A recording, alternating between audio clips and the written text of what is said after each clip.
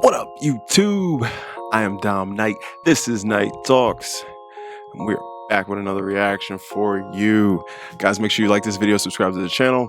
Help me hit my goal, 2,000 subs by the spring. Hard goal, so we'll really appreciate it.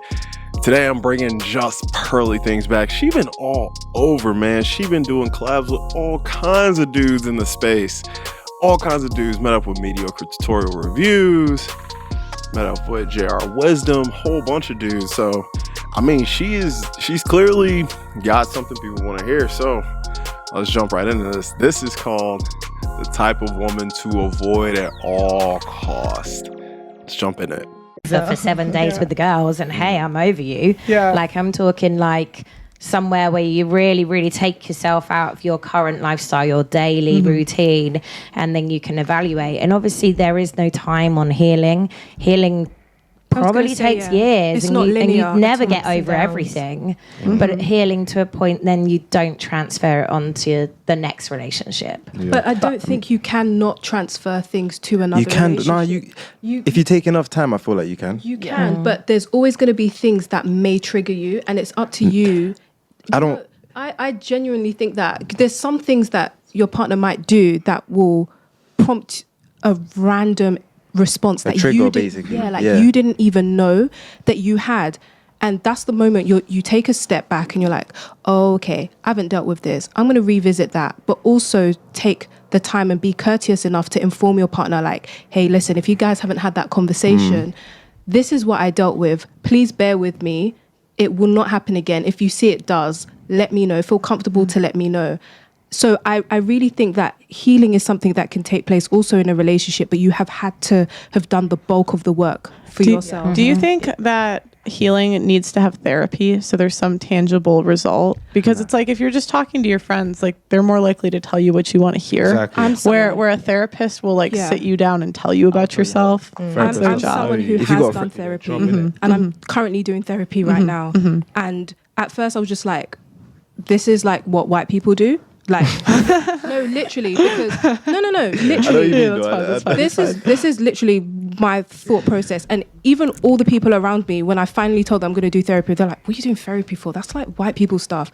It completely changed my life. Like, completely. The first thing I realized was there's a lot of internal dialogue that I have going on in myself, and I have an expectation that the people who are closest to me should be able to gauge accurately how I feel, because I intuitively am able to like know when something is wrong with the people who are closest to me. So I always felt that there wasn't a balance of scales, let's say. So having that conversation is not just about, oh, how do you feel? They really untangle the mental mess that's in your mind and lay everything straight in front of you. I'm gonna pause it right there. She just keeps going on and on. So that's something I wanted to say.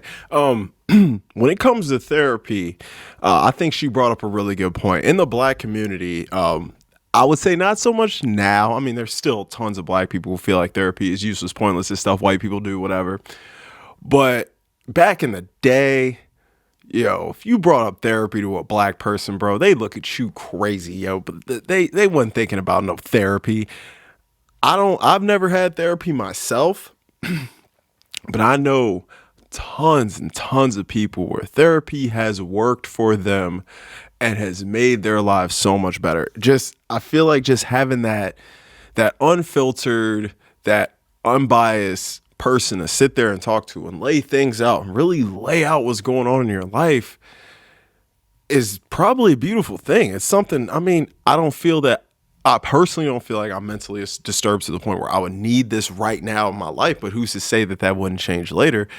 It's definitely something I would consider if I felt like I needed it. And I do think black people, hey, embrace therapy. If you feel like something's wrong up there, don't be afraid to talk to somebody. There's nothing wrong with going to therapy. There's nothing to be embarrassed about. So I think she made a really good point there. Let's continue. To allow you to deal with it. So it's a life skill that you can take anywhere, the workplace, friendships, like, so yeah. They start from the beginning. Someone said women tend to use words to grandiose their predicament, toxic, healing, trauma. I was going to say, so when you were saying that you kind of, this healing thing and going on vacation, etc., to my mind, from my experience, because I've been with women who are kind of healing, right? And it just seems to me that they're waiting for an emotional stimulus that has, a greater impact than their previous guy. Yep, so women want to sleep up. No one heals and gets with like That's a really true. nice guy who treated her nice. She gets with like a child in Thailand, and then she's like, yo, fuck the last guy. I can do better. I'm empowered. Then she comes back, and even the therapy thing. I've met a lot of crazy women who do therapy, and most of the time when they tell me about their thoughts and what they think in therapy, I just get a lot of feminist rhetoric. I get a lot of like using these words and this, that to kind of say things that are actually quite simple. That it's like, why do you expect people to know what you think though? Because some women like to present themselves as complex and deep. And especially when they're on their healing journey, they want to come across as, oh, I've done the work. I'm now woke. I'm very aware of myself. But then their actions don't reflect what it is that they're saying. To me, someone who is healing is someone who, I think, like you said, Amber, has actually taken time out. So I'm going to be really quick. November or December last year, I cut someone who was completely toxic off. Not only did I cut him off, I cut 98% of people off. And I'm talking extended family. Like, no one knew where Linda was. People on my social media, if they see this, they'll be like, yeah, she disappeared. Like, it's only June that I came back. And even when men were approaching me, I would tell them point blank, I have gone through something very like traumatizing. I need a time like to just deal with myself, and you're someone else's son. I'm not going to put that onto you. And 98% of them was like, well, that's really honest. I respect you for that. And some sort of basic friendship or connection was maintained. Not every day, but like on my socials. Do you know what I mean? Okay. I can see your facial expressions. You're like, what are you talking about? But I'm very like, I know what I'm saying. Okay. But so cutting off 98% of people, you say? Yeah. Do you think that's like healthy, especially? It was healthy for me because I'm a giver. So because I'm constantly someone who, I used to have a thing of, if someone did something, I'd be like, oh, but how do they feel if I react and pull myself away from them? Rather than being like, no, what, you did something wrong. I love me enough to take a step back and cut you off because you're now no longer entitled to my presence. So a lot of people, my presence, because I know what I offer in every friendship, in every relationship, in every dynamic. So I had to realize that I need to take back my energy and just do me. And it was the best thing that I did. For 6 months. I've never been so selfish in my life. I think so. You healed by being selfish? Yes, because I'm a selfless person. Like, don't you? That kind of sounds like it would have the opposite effect. Yes. Because you'd go to the next guy and say, the last 6 months I've been selfish. Date me. No, that's not it. Like, because they'll ask. So I'm telling you how this sounds to men. But what did you do in your 6 months? I did indoor rock climbing. I went swimming. I painted. I started a novel. I did things for me. So it's funny. Andrew Tate talks about this. How women will talk like they're the men they want to date. So like if we wanted to date a guy, those are things that like we'd want to hear about and to hear that he'd done. But like the guys don't care about that. I wouldn't bring it up unless they asked. Okay. But don't you think so? For example, right? So when I hear about that journey, you said like the therapist made you more accountable, right? That was like my first therapist, so I chose to do that. Yeah. Okay, but surely if you characterize 98% of your relationships as so toxic that they're worthy of being cut off at some short notice, because you are a giver, which in my mind sounds like you lack the self-control to adequately manage healthy boundaries, then, and I'm not being rude, but that doesn't sound as much accountability as a very complex way of bigging yourself up. But that's part of the journey. Not everyone's going to get it at that point. So it took me 2 years and a few more situations to realize, Linda, you got a poor issue with boundaries.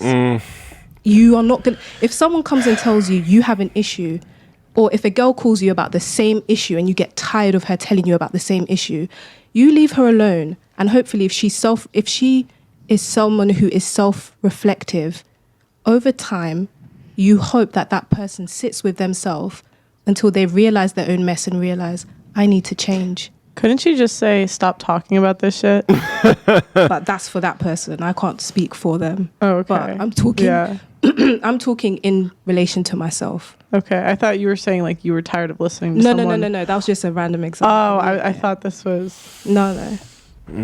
You seem like you have something else to... All right, that's the end of the clip. Okay. I got some things to say. I definitely got some things to say. So let's talk about the girl who did all of the talking. I didn't think this girl was gonna be talking so much. Okay, so I was on board with her at first when she was talking about the therapy and things like that. Then she kind of started going off the rails, man. She's talking about this journey of self-healing she did. 6 months, she cut off 98% of people because 98% of the people in her life, according to her, were toxic. That's a large percentage. 98 is very close to all. Okay, so if you're telling me everyone, including extended family, everyone in your life is toxic, when a person tells me that, I start to look at that person and I start to think you're the common denominator here, because I just find it hard to believe that pretty much 98%, you're pretty much telling me everybody in your life is toxic. I find that hard to believe. I feel like people probably cut you off and didn't want to deal with you. You realized that and you said, you know what, I'm going to stay away for a while and work on myself. That's what I think. That's personally what I think. Just first of all, this woman wouldn't stop talking. You couldn't get a word in edgewise, man. Like, I didn't even know when to pause it earlier because I'm like, man, she's just going to keep going and going. This woman, I can already tell she carries heavy masculine energy. This is not a woman I'd want to talk to at all. And just the way she talks about herself kind of tells you everything you need to know about this woman as a person, bro. If you're with a woman like this, all of your conversations are going to be about her. Not even things she's interested in or things she likes or things she's done. It's going to be about her and how she feels. She is a very much in her feelings type of person. And that's okay. Some people like dealing with people like that and women like that. And it's like, everyone gets in their own feelings here and there, but no one wants to hear about your feelings 24/7. That's just me, but I know most people, like, they just want to relax and they don't want to hear about bullcrap all day or drama or whatever it is. Like, this woman seems like somebody who every time you have a conversation with her, she's one of those people who always is complaining about something or someone in her life. I don't like being around people like that. I just don't personally. So I would agree. This is the type of woman to avoid at all costs. I gotta agree with that. Guys, I am Dom Knight. This is Knight Talks. Fun little video. I enjoyed this clip. Make sure you like the video, subscribe to the channel for more content. Hit the bell so you don't miss a thing. Help me hit my goal. Toss my social medias right there. Follow me on TikTok only if you want to. And I will be back soon. Peace. That's ISO. Rack it up, I got a bit of the bank to make me a safe house. Shake it up, she got her hands on her knees and she bringing the cake out. Smoke it up, I got some gas, some packs, I'm up in the greenhouse. Ball it up, I'm with the gang.